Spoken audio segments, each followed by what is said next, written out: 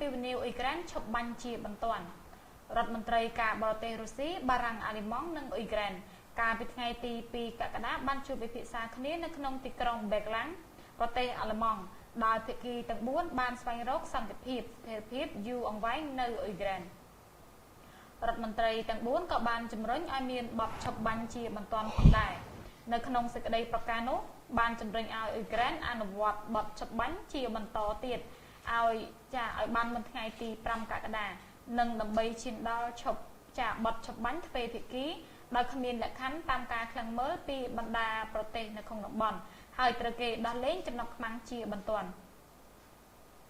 ជំនួបពិភាក្សានៅទីក្រុងបេកឡាំងបានធ្វើឡើងតាមសំណើនៃការផ្ដួចផ្ដើមរបស់រដ្ឋមន្ត្រីការបរទេសអាល្លឺម៉ង់លោក Frank Walter Steinmeier ភាគីទាំង4បានអបអរសាទរខណៈដែលរុស្ស៊ីអនុញ្ញាតឲ្យឆ្មាំងព្រំដែនអ៊ុយក្រែនចូលទៅកាន់កុងត្រូលព្រំដែនរបស់រុស្ស៊ីនៅក្នុងកិច្ចប្រជុំនោះដែរ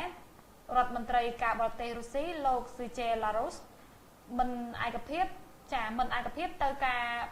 ទៅនឹងការប្រកាសរបស់ប្រធានាធិបតីអ៊ុយក្រែន Petro Poroshenko ដែលប្រកាសថាបទឈប់បាញ់កន្លងមកគឺដើម្បីដាក់ពង្រាយកម្លាំងទាហានតែប៉ុណ្ណោះក្រោយពេលដែលប្រធានាធិបតីអ៊ុយក្រែនប្រកាសពីបទឈប់បាញ់អស់សុពលភាពហើយចាប់ផ្ដើមបើកប្រយុទ្ធសំទោសគឺចាប់ផ្ដើមបើកយុទ្ធនាការបោកសម្អាតក្រុមភេរវករជាទ្រង់ទ្រាយធំនៅភាគខាងត្បូងជាមួយគ្នានោះដែរអ្នកនាំពាក្យរបស់សេតវិមានលោក John Eames បានប្រកាសថាអាមេរិកគោរពទៅនឹង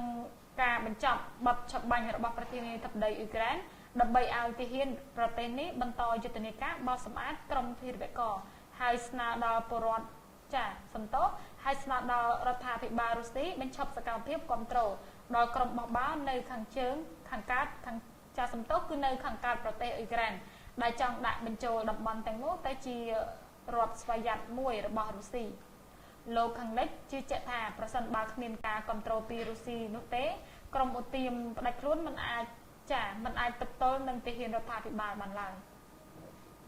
នេះគឺជាសារព័ត៌មាន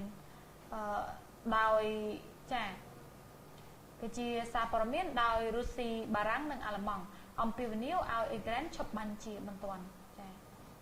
បាទក្នុងពេលនេះព័ត៌មានអន្តរជាតិបានមកដល់ទីបញ្ចប់សូមសម្រាប់បន្តិចសិននឹងវិលមកជួបគ្នាក្នុងព័ត៌មានកីឡា